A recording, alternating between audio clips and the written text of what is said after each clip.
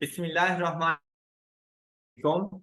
आज के लेक्चर में chapter number 12 FAR 1 interpretation of financial statement in analysis.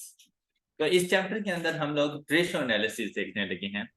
Financial statements की एक मेथड रेशो एनालिसिस, कि आप रेशो फाइंड करें और उन रेशोज के जरिए आप उन फाइनेंशियल को एनालाइज करें। एक ही कंपनी की फाइनेंशियल भी कर सकते हैं उसके कंपैरेटिव ईयर्स के साथ, और आप लोग उस कंपनी की फाइनेंशियल स्टेटमेंट्स का एनालिसिस किसी दूसरी कंपनी उसी साल की फाइनेंशियल स्टेटमेंट कंपैरिजन कर सकते हैं। ये कंपैरिजन ना बड़ी है। मतलब ये बिल्कुल ऐसे ही है जैसे कि आप अपने FAR 1 के टेस्ट कंपैरिजन अपने टैक्स के टेस्ट के साथ करना। दोनों की नेचर दोनों सब्जेक्ट, लेकिन अगर आप उनकी परसेंटेजेस में मार्क्स का कंपेयर कर लो कि मेरे FAR 1 में कितने परसेंट मार्क्स आते हैं टेस्ट में और मेरे टैक्स में कितने परसेंट, कंपैरिजन हो सकता है। अदरवाइज ये एक नामुमकिन लग रही थी क्योंकि दोनों की नेचर डिफरेंट थी। अब ऐसा हो सकता है एक ही कंपनी को देखें या एक ही नेचर की कंपनीज को देखें, मतलब FAR 1 का कंपैरिजन FAR 1 के साथ। लेकिन अगर आप लोग ये देखें का हुआ था 30 मार्क्स का, दूसरा 30 मार्क्स का, क्या कंपैरिजन पॉसिबल है? नहीं, बजाहिर कंपैरिजन पॉसिबल नहीं है कि भाई 30 में से सपोज मेरे 30 ही क्यों ना आ जाएं, लेकिन अगर 50 में से मेरे मार्क्स आ जाएं, कंपैरिजन बनता है।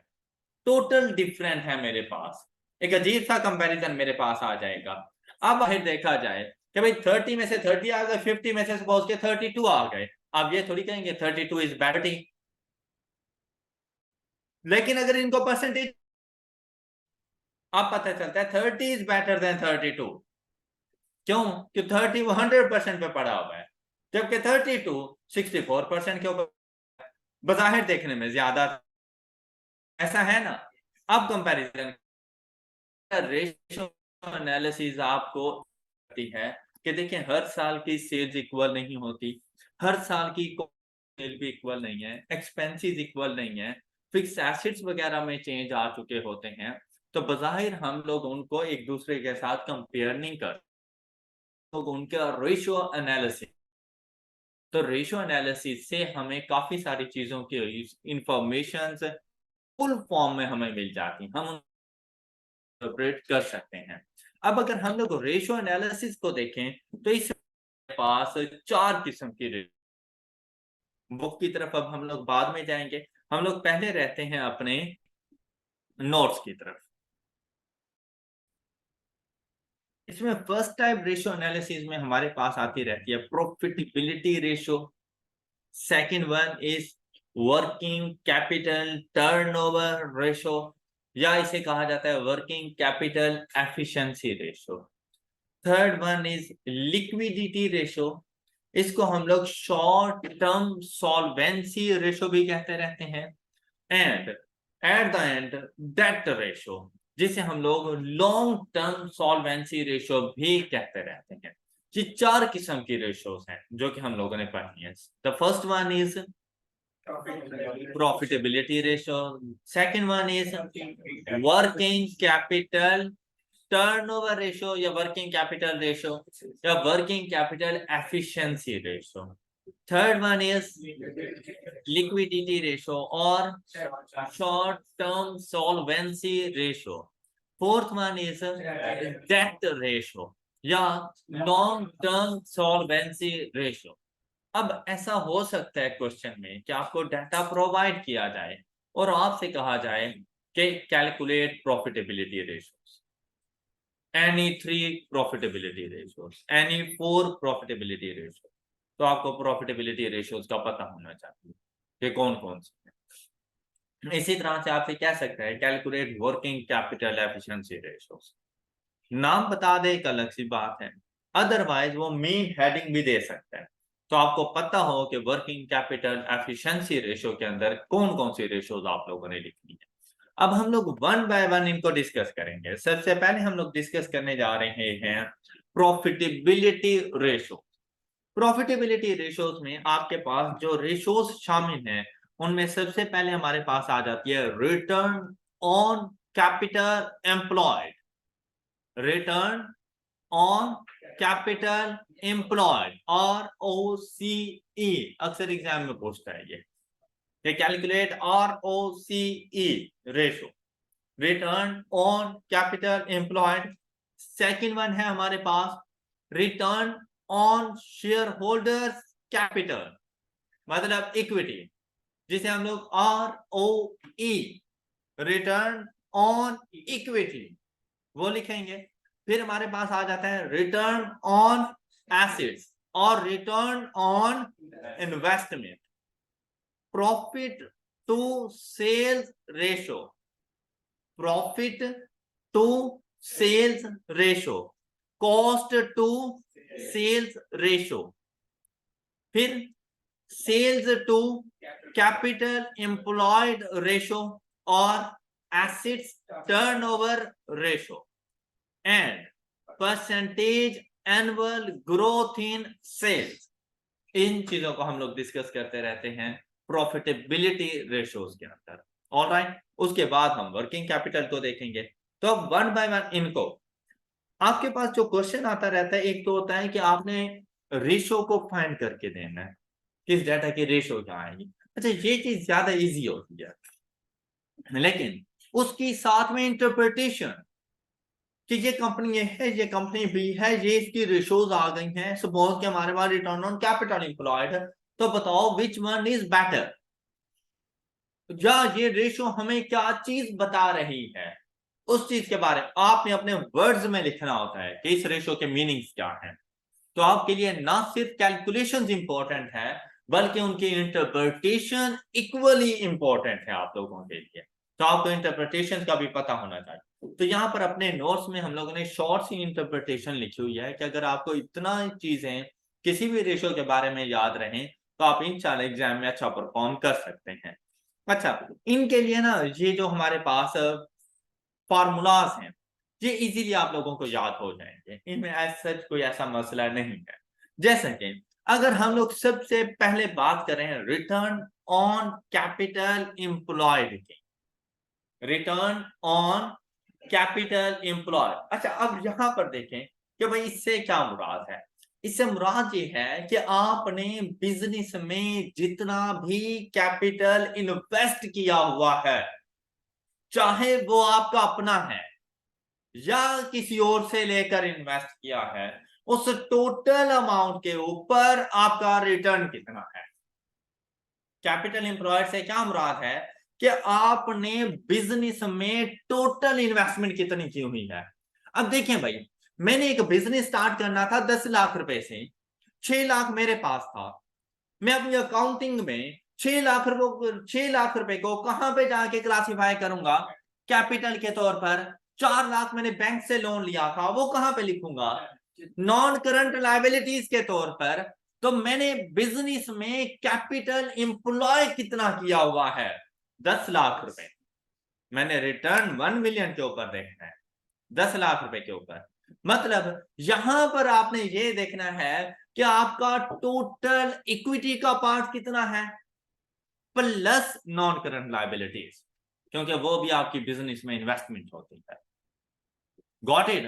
तो टोटल आपका जो बिजनेस होता है ना, वो आपके शेयर इक्विटी के portion plus non current liabilities के ऊपर स्टैब्लिश होता है। क्लियर। तो उसके ऊपर कितना रिटर्न आया। अब रिटर्न की डिफरेंट टाइप्स होती है मेरे पास। क्या यहां पर रिटर्न से मुराद प्रॉफिट आफ्टर टैक्स है, क्या प्रॉफिट बिफोर टैक्स है, क्या profit before interest and tax है। मतलब प्रॉफिट ही तो मेरे पास रिटर्न है, मैंने वो देखना है।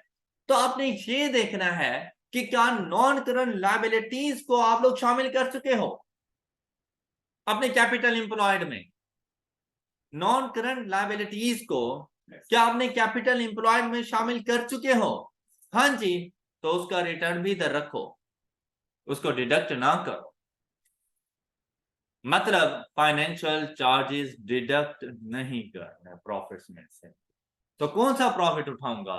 Profit before interest and tax, क्योंकि अगर मैं प्रॉफिट आफ्टर टैक्स लेता हूं तो उसका रिटर्न तो मैंने डिडक्ट कर लिया, तो जब रिटर्न डिडक्ट कर लिया है तो नीचे नॉन करंट लायबिलिटीज क्यों लिख रहा हूं? तो अगर मैं नीचे नॉन करंट लायबिलिटीज लिख रहा हूं, नॉन करंट लायबिलिटीज के ऊपर रिटर्न क्या होता है? उनका इंटरेस्ट, तो इंटरेस्ट न्यूमरेटर का पार्ट होना चाहिए। ऑलराइट, तो इंटरेस्ट अगर न्यूमरेटर का पार्ट है तो ऐसे प्रॉफिट, ऐसे रिटर्न को क्या कहते रहते हैं? Profit before interest and tax. अब मुझे सिंपली बात समझ आ गई। सबसे पहली चीज कि कैपिटल एम्प्लॉयड से क्या मुराद है?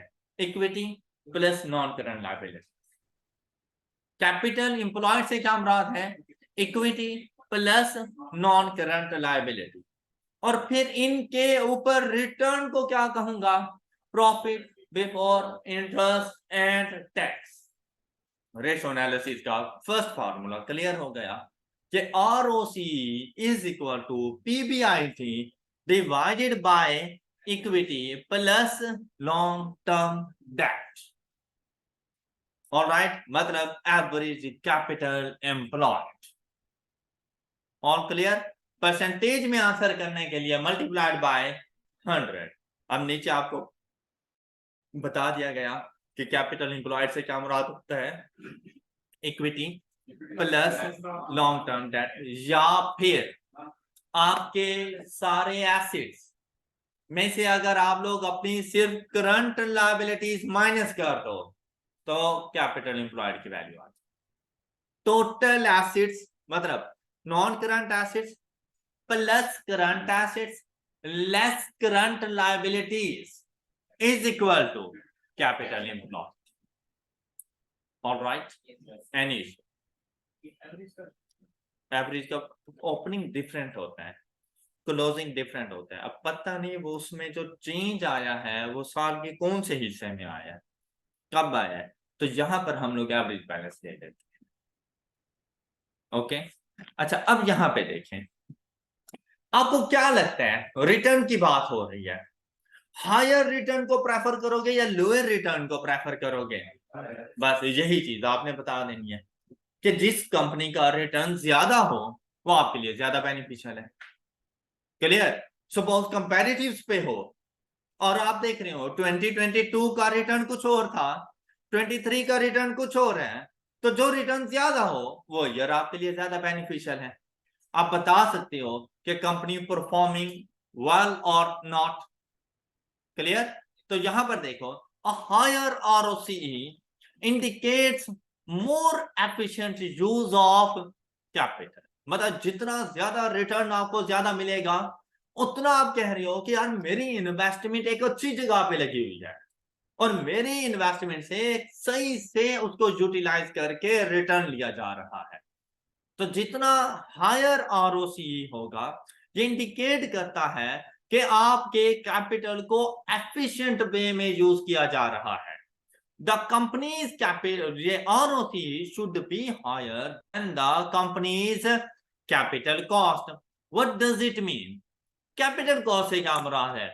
क्योंकि कैपिटल एम्प्लॉयड के अंदर नॉन करंट लायबिलिटीज आई, नॉन करंट लायबिलिटीज के ऊपर मैंने इंटरेस्ट पे करना है, मैंने इंटरेस्ट पे करना है 10% पर एनम के हिसाब से और मुझे रिटर्न आ रहा है 8%। I am feeling happy? नहीं, बिल्कुल नहीं भाई। तो कहते हैं कि जो आपका रिटर्न होना चाहिए वो आपकी कॉस्ट ऑफ कैपिटल से ज्यादा होना चाहिए। भाई अगर मैंने 100 रुपए का लोन लिया, उस पर मैंने 1 साल के बाद 10 रुपीज इंटरेस्ट पे करना है, मैंने बैंक वालों को 110 रुपए देने हैं, तो मैं उसके ऊपर कुछ ऐसी मेहनत करूं कि मैं उससे 100 से 125 रुपए कमाऊं। अब जब 125 रुपए में अर्न करूंगा, 110 बैंक वालों को वापस कर दूं उनका पैसा, 15 रुपीज मेरा बेबी प्रॉफिट है।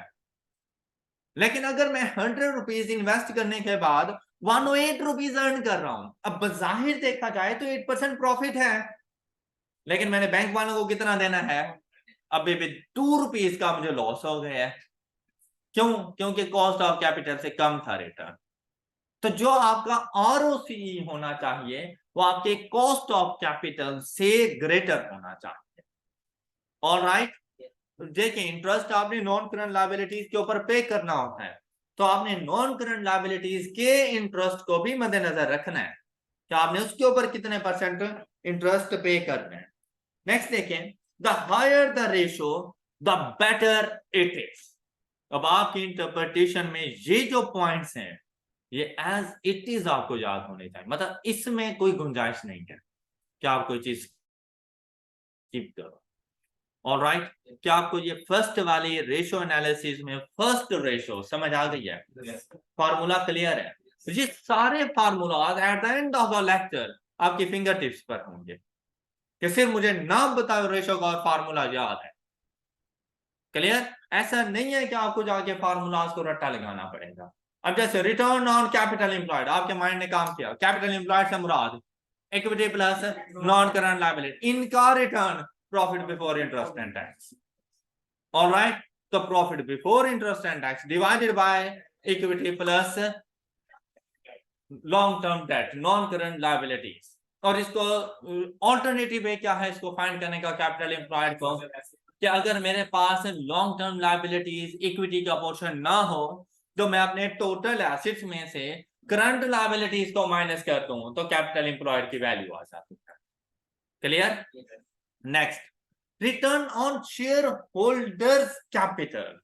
रिटर्न ऑन, अब वो बात कर रहा है कि भाई पहले तो आप मुझे बता रहे थे ना कि भाई पूरे 10 लाख रुपए के ऊपर क्या रिटर्न है, अब मुझे बताओ वो जो तुम्हारा अपना पैसा है तुम्हें उसके ऊपर क्या रिटर्न हो रहा है।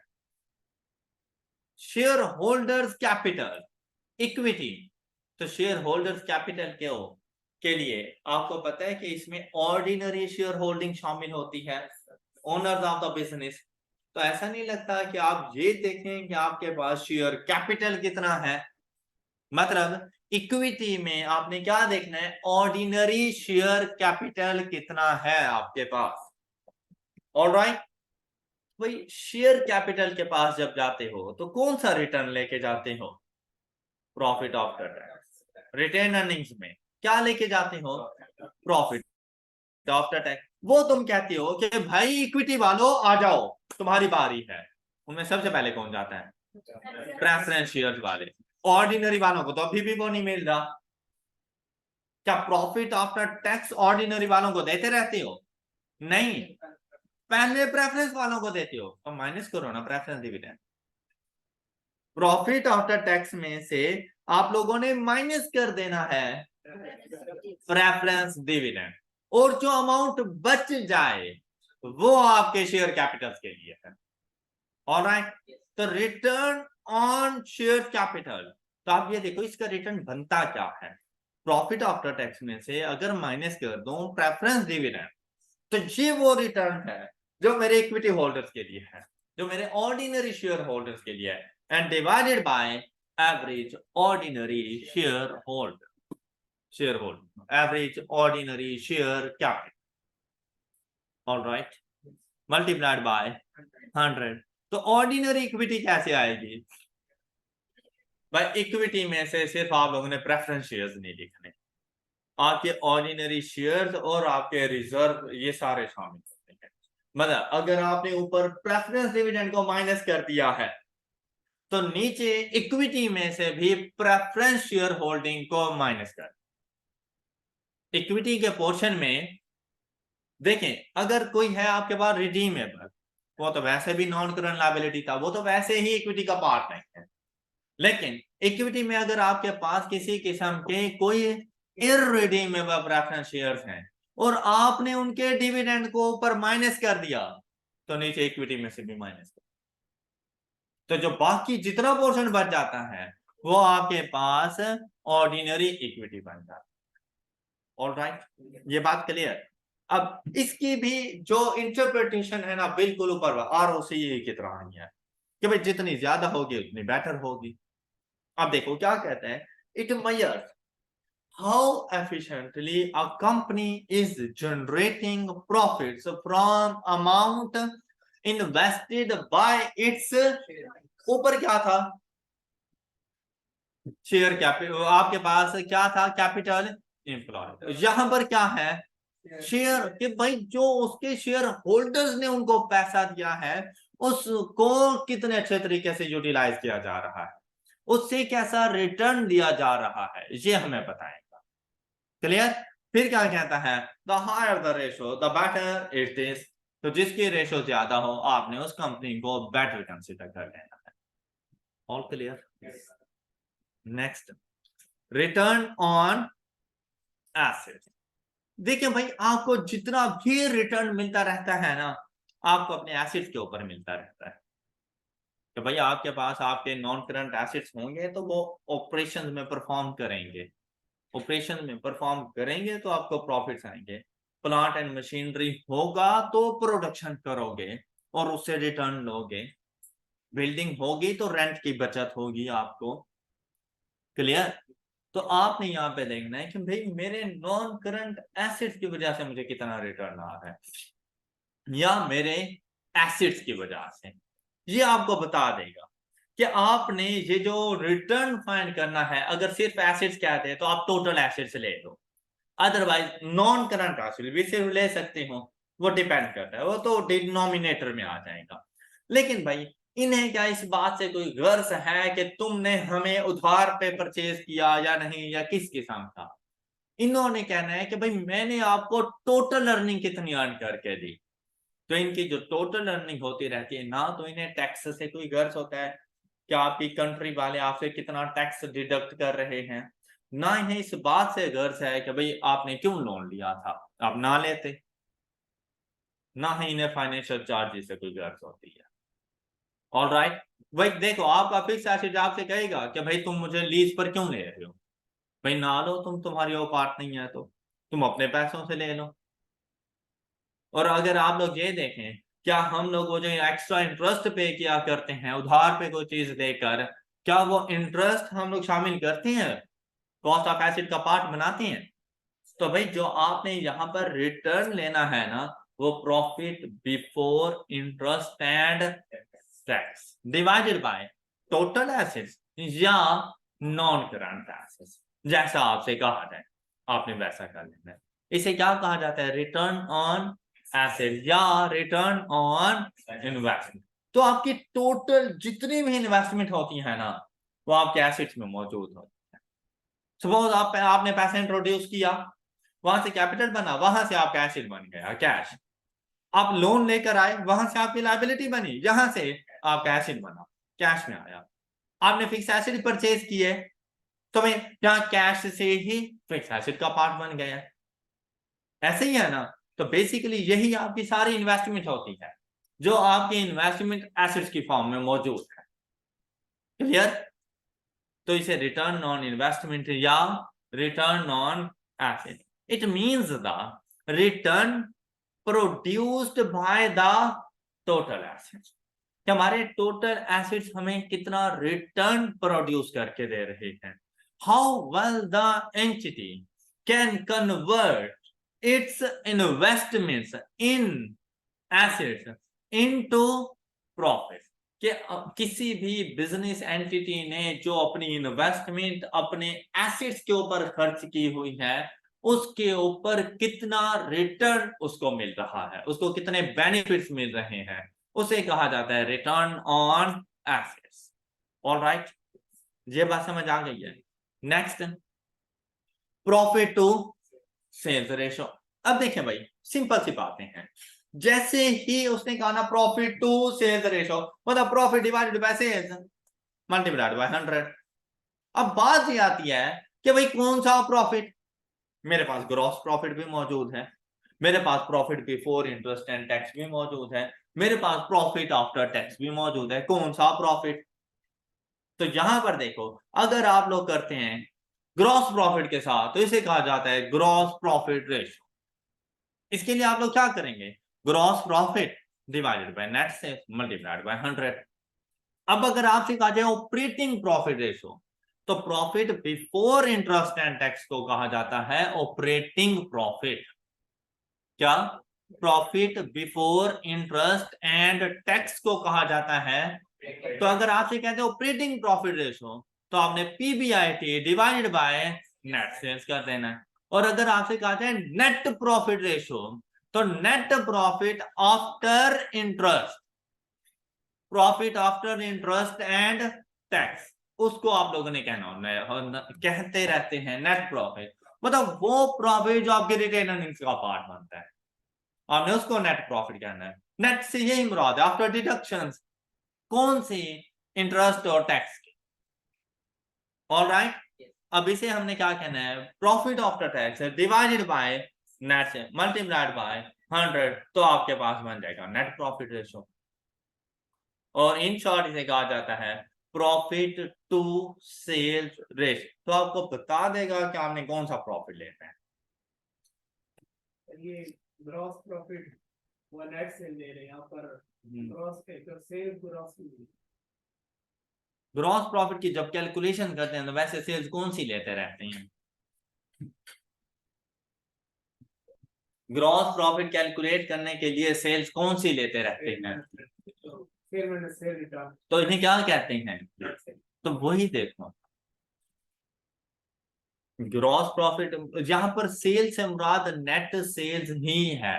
मतलब ये कोई बात हुई कि मैं इस तरह तो दो नंबरी हो सकती है कि मैं खाम में तुम्हें सेल्स कर दूं, ये लो 1000 रुपए की सेल, 5000 रुपए की सेल, 10,000 रुपए की सेल, अपनी सेल को बढ़ा दूं, बाद में तुमसे कहूं यार परेशान ना होना, तो बाद में मुझे वापस कर देना, अभी मुझे रिकॉर्ड करने थे, दो नंबरी नहीं हो जाएगी। तो इस वजह से नेट्स ऑल क्लियर जी। नेक्स्ट देखिए हमारे पास profit to sales ratio clear हो गई। अब देखो it shows profit that is earn for every, अब ये इन टर्म्स ऑफ परसेंटेज हो सपोज, और यहां पर वैल्यू आ जाए 10%। इसका मतलब ये है कि अगर आप 100 रुपए की सेल्स करते हैं ना, तो आपको उस 100 रुपए की सेल्स का 10% रिटर्न मिल रहा है। 100 रुपए की सेल्स के ऊपर 10% आपको बेनिफिट मिल रहा है।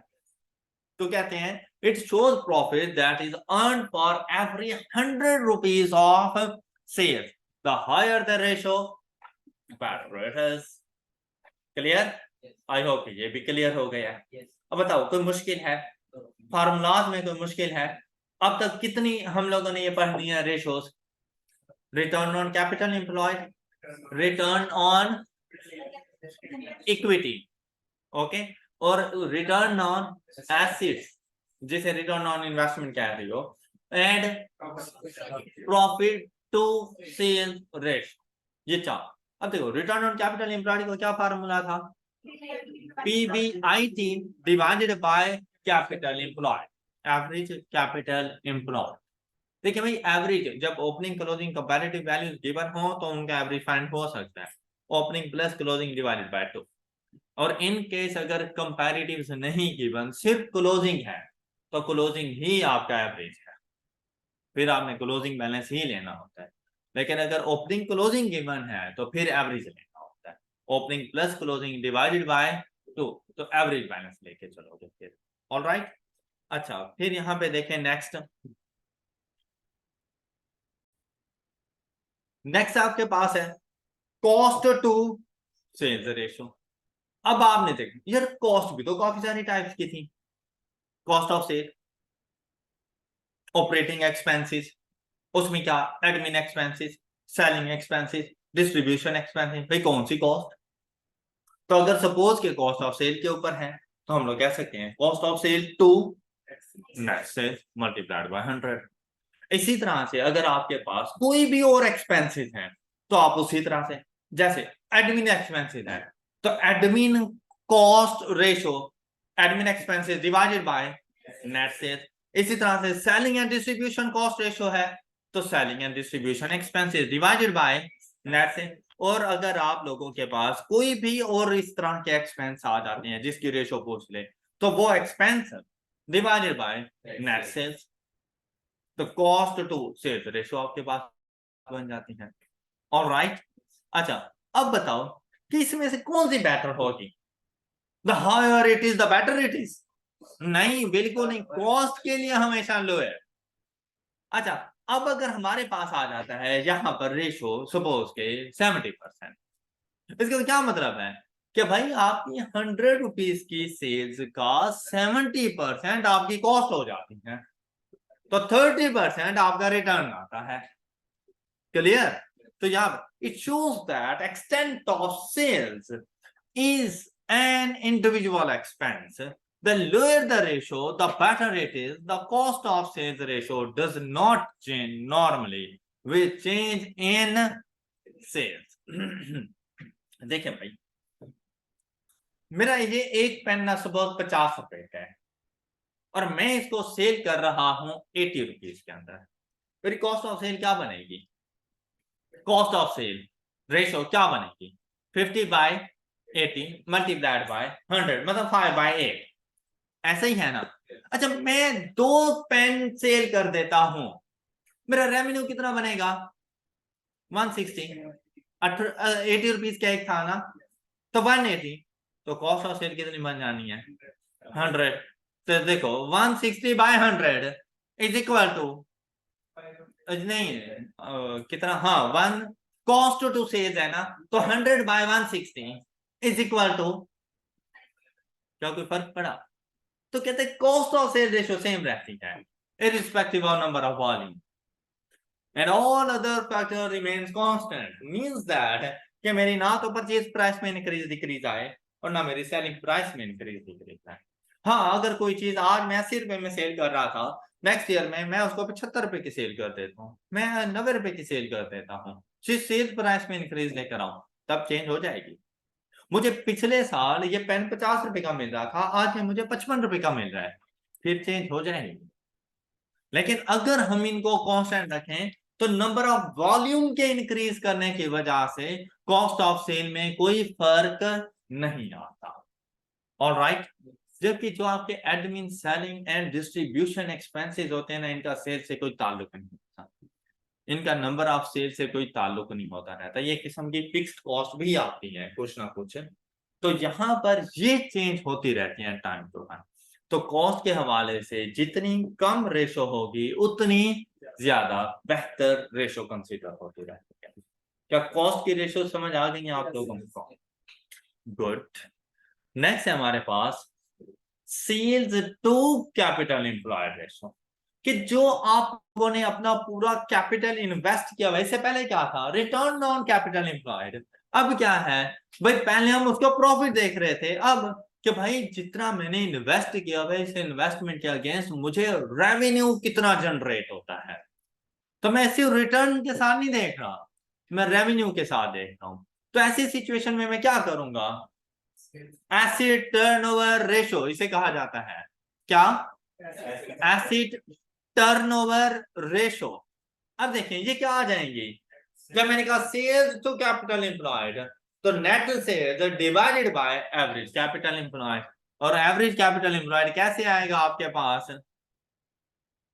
एवरेज कैपिटल एम्प्लॉयड कैसे आएगा आपके पास? Equity plus non current liability, या फिर total assets minus current liabilities.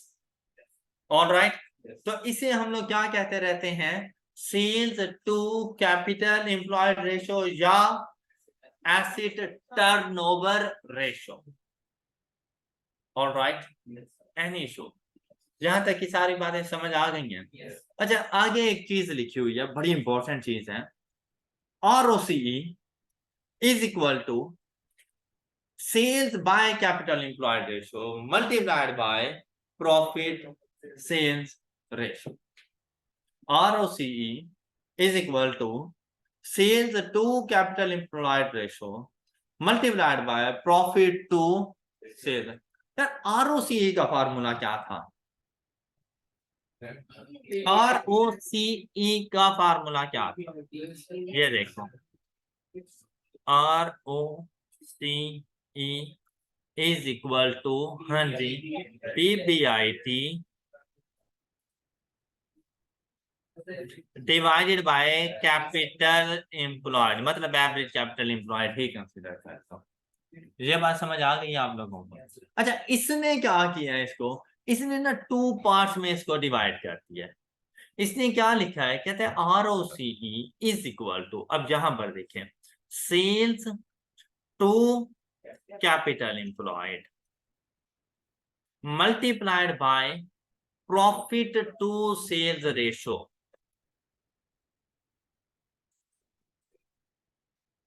ऐसे ही है ना, किसके इक्वल है? तो बात उसकी बिल्कुल ठीक है। क्या बेटा, ROCE फाइंड करने का ना एक ऑल्टरनेटिव वे, मतलब वैसे तो आप लोग ये सोच रहे होते हो कि भाई ROCE फाइंड करने के लिए मुझे profit before interest and tax दो और उसको डिवाइड कर दो कैपिटल एम्प्लॉयड के साथ, तो ROCE आ जाएगा। लेकिन ऐसा नहीं, आपको ना बता दिया जाता है sales to capital employed ratio, मतलब ये एसेट टर्नओवर रेशो बता दी जाती है। Asset turnover ratio is this, okay. और साथ में आपको प्रॉफिट टू सेल्स रेशो बता दी जाती है कि profit to sales ratio is this, find ROCE, दोनों को मल्टीप्लाई करिए। कैसे? अब यहां पर देखें, सेल्स के साथ सेल्स कैंसल, तो ये देखो ये क्या वैल्यू बन जाएगी, प्रॉफिट डिवाइडेड बाय, तो ये क्या कहलाता है, profit divided bye capital employed, ROCE। Clear? तो हमेशा याद रखना कि ROCE इज इक्वल टू, ये तो profit divided bye capital employed, ये तो वैसे ही याद रहेगा, लेकिन उसके अलावा हमने याद रखना है asset turnover multiplied by profit to sales ratio. क्या? Asset turnover multiplied by profit to sales ratio is equal to ROCE. All right. All right. Sales to profit, sales to capital employed ratio and profit to sales ratio multiply करें तो result आ जाएगा ROCE। Done? कोई issue? End पे हमारे पास आ रहा है percentage annual growth in sales. तो ये कोई मुश्किल चीज नहीं है। क्या चीज? अगर मैं आपसे ये कहूं कि यार मेरे ना प्रीवियस ईयर 1 की जो सेल्स थी ना वो 150 है, ईयर 2 की जो मेरी सेल्स हैं वो 180 है, मुझे बताओ सेल्स में कितने परसेंट का ग्रोथ शो हो रहा है? तो आप क्या करोगे, कैसे मुझे बताओगे? आप कहोगे सबसे पहले तो आप ये ग्रोथ देखें, मतलब ये चेंज देखें, कितने का आया? 30 का। 30 डिवाइडेड बाय परसेंटेज में बताना हो तो जिस पर चेंज आया, तो चेंज बताओ 180 पर आया 150 पर आया? तो 150 पर चेंज आया, 180 तो आफ्टर चेंज है, तो चेंज 150 पर आया है, तो जिस पर चेंज आया वो डिनोमिनेटर में और multiplied by is equal to, तो आप कह सकते हैं कि annual increase in sales is 20%। All right, तो इसे क्या कहा गया है, percentage annual growth in sales is 20%। कैसे फाइंड करेंगे? Change in sales divided by previous year sales multiplied by 100। All clear? क्या आप लोगों को प्रॉफिटेबिलिटी रेशियो समझ आ चुके हैं सब बच्चों को? तो अब एक नजर फिर से देखें हमने कौन कौन सी रेशियोज पढ़ी हैं। सबसे पहले प्रॉफिटेबिलिटी रेशियो में return on capital employed, return on share holders capital, return on asset, जिसे return on investment, profit to sales ratio, cost to sales ratio, sales to capital employed ratio and percentage annual growth in sale. I hope कि ये formulas और इनके interpretation आप सब बच्चों को clear है। अब अगर आप लोग अपनी बुक में जाएं तो बुक में ना आपने पहले यहां से स्टार्ट करना है, ये स्टार्ट वाले पैसेजेस अभी जरा रहने दें, इस पे हम लोग सबसे लास्ट में आएंगे। अब यहां पर देखें पेज 473 से पहले देखें, कहते हैं main financial ratios can be classified as profitability, working capital, liquidity ratio and debt और सॉल्वेंसी रेशियो। उसमें सबसे पहली रेशियो हमारे पास क्या आ रही है, प्रॉफिटेबिलिटी रेशियो। तो ये आपकी होम असाइनमेंट है, क्या आपने यहां से प्रॉफिटेबिलिटी रेशियोज को पढ़ना है और इनसे रेलिवेंट जो जो छोटी छोटी एग्जांपल्स आती जा रही हैं आपने उनको सॉल्व करते जाना है, आप लोग इजीली सॉल्व कर लेंगे। तो यहाँ देखें सबसे पहले रेशो आ रही है प्रॉफिट टू सेल्स रेशो, पढ़ लिया आप लोगों ने प्रॉफिट टू सेल्स रेशो। तो यहाँ पर आपको बता रहा है कि profit before interest and tax या ग्रॉस प्रॉफिट है या नेट प्रॉफिट है, उसके बारे में आपको कंप्लीट गाइडलाइंस प्रोवाइड कर रहा है। ये साथ में एग्जांपल्स आ गई है, तो आपने एग्जांपल्स क्वेश्चन पढ़ के सॉल्यूशन खुद से प्रिपेयर करना है, फिर आपने उसकी इंटरप्रिटेशन को अपने माइंड में जरा खुद से सोचना है और फिर जाकर इसके कमेंट्स को पढ़ना है। और इसके कमेंट्स पढ़ना इतना जरूरी है कि यहां से आपको पता चलेगा कि आपने एग्जाम में लिखना कैसे है। क्लियर? तो आपने इसलिए इसको बहुत अच्छे तरीके से पढ़ना है। फिर एग्जाम्पल नंबर 4 को इसी तरह से फिर आपके पास देखें कौन सी रेशो आ गई, कॉस्ट टू सेल्स रेशो। क्या ये भी आपने पढ़ ली? आप लोगों ने कह दिया कॉस्ट के हवाले से कि cost of sale to net sales हो सकती है हमारे पास, या admin expenses to net sales है, selling expenses to net sales है, distribution cost to net sales है। सेलिंग एंड डिस्ट्रीब्यूशन कह दे तो selling and distribution cost divided by net sales बन जाएगा। तो उसके बारे में आपने हमें ये तमाम चीजों के बारे में बता दिया। यहाँ पर भी फार्मूलाज मेंशन है, लेकिन आपने यहाँ पर ये एग्जांपल्स वगैरह के ऊपर सही फोकस करना है। फिर हमारे पास आ जाता है sales to capital employed ratio, जिसको हम लोग एसेट टर्नओवर रेशो। तो देखिए चीजें सारी वही हैं, सिर्फ बात यह है कि बिफोर एग्जाम जो आपके पास एक रात होगी ना, उस रात सिर्फ वो मेरे नोट्स उठा के बैठेंगे ना और एक नजर देख लेंगे तो 10 मिनट के अंदर पूरा ये चैप्टर तैयार हो जाए। तो आपको उस दिन यहां से पढ़ने की जरूरत नहीं पड़ेगी। तो मेरे नोट्स आपकी ये हेल्प करते हैं। क्लियर? अदरवाइज ये सारी चीजें हैं, अपन इसको पढ़ने बैठ के आधा घंटा लग जाना है और वहां पर 10 मिनट में वो चैप्टर आपका तैयार। तो आपने ऐसा ही करना है कि एग्जाम जब देने जाओ से एक रात पहले जब रिवीजन हो तो मेरे नोट्स में से देखना कि भाई रेशियोज के फार्मूलाज कौन कौन से थे, आपके क्वेश्चन सॉल्व हो जाएंगे। अब नेक्स्ट देखें सेल्स टू कैपिटल एम्प्लॉयड। तो आपको यहाँ पर कैपिटल एम्प्लॉयड के बारे में डिटेल्स में बता देगा, जहाँ की एग्जांपल सॉल्व करना आपके लिए ज्यादा इंपॉर्टेंट है और इनके कॉमेंट्स को खास तौर पर पढ़ना। क्या आप लोगों ने कॉमेंट्स को अगर रीड्राफ्ट करना पड़ जाए तो आप लोग कौन सी वर्डिंग यूज करेंगे, कौन सी रेशो के लिए क्या बात करना आपके लिए जरूरी है। क्लियर? और ये ऐसा नहीं है कि पहला क्वेश्चन देखकर आपने कमेंट्स पढ़ा और उसको रट्टा लगाना शुरू कर दिया, नहीं। आप आगे जैसे ही पढ़ते जाओगे ना 3 4 5 क्वेश्चन, आपको खुद पता चल जाएगा कि एग्जामिनर वर्डिंग यूज कैसी कर रहा है, आपने बिल्कुल वैसे ही जाके लिखना है। ओके, अच्छा फिर देखें इन्वेस्टर्स प्रॉफिटेबिलिटी रेशियोज। तो इसे return on capital employed, return on equity, return on, तो ये तीनों भी हम लोगों ने डिस्कस कर लिए हैं। तो इन तीनों के बारे में आपको यहाँ पर सारी इंफॉर्मेशन गिवन है, ये आप लोगों ने सारी पढ़ लेनी है। रिटर्न ऑन इक्विटी का पोर्शन, रिटर्न ऑन एसेट्स का पोर्शन हमारे पास आ गया। And that's all for today. इंशाल्लाह नेक्स्ट लेक्चर में हम लोग वर्किंग कैपिटल एफिशिएंसी रेशियोज को डिस्कस करेंगे। अपना ख्याल रखिएगा। अल्लाह हाफिज़।